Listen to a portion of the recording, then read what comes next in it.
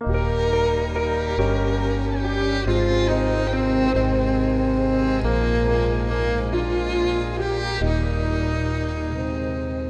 tubahe ikaze mwese abakeneye gusobanukirwa ibyabafasha. Uyu munsi tugiye kuvuga uko wafata neza umutima wawe.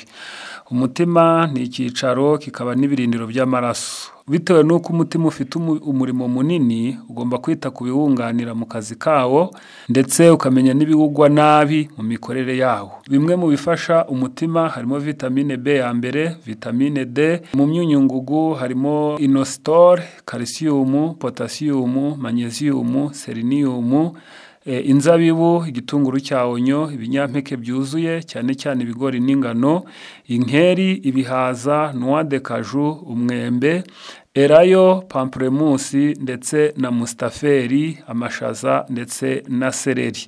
Naho ibigwa nabi umutima ni umunyu mwinshi, ni amavuta menshi, ni ukutaruhuka bihagije, ni impagarara, ni amazi make, ubwo n'abatanywa amazi, ni ukutamwenyura no guhora wicaye, ubwo n'abatajya bagerageza kwinyagambura ngo bave aho bari, bakunda gukorera mu biro, abandi bagakunda kwiryamira.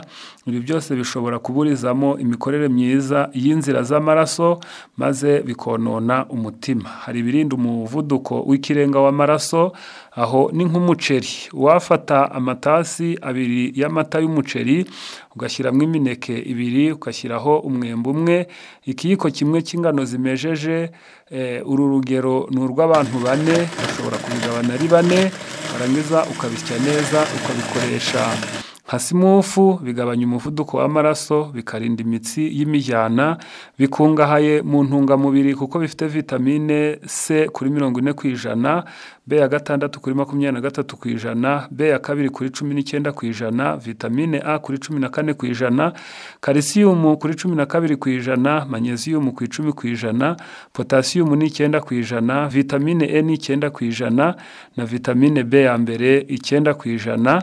Wabibona mu gitabo bita Santé par les boissons, page 78 na 79.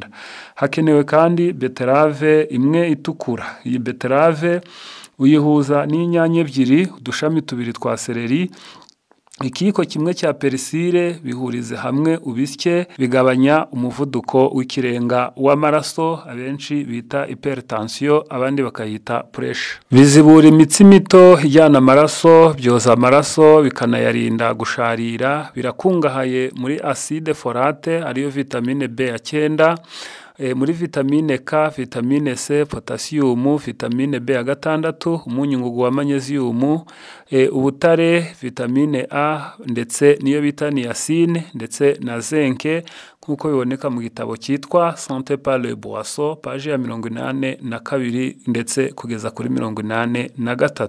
Hari ibyo kurya bifasha umutima muri rusange, ni nk'imineke, ni nk'iyo bita chou brocoli, ni inzabibu, macadamia, imbatabata, imineke itukura iyo bita red banana, ndetse n'ibindi bitandukanye. Reka tubifurize imyumvire myiza, mwese mugira amahoro y'Imana.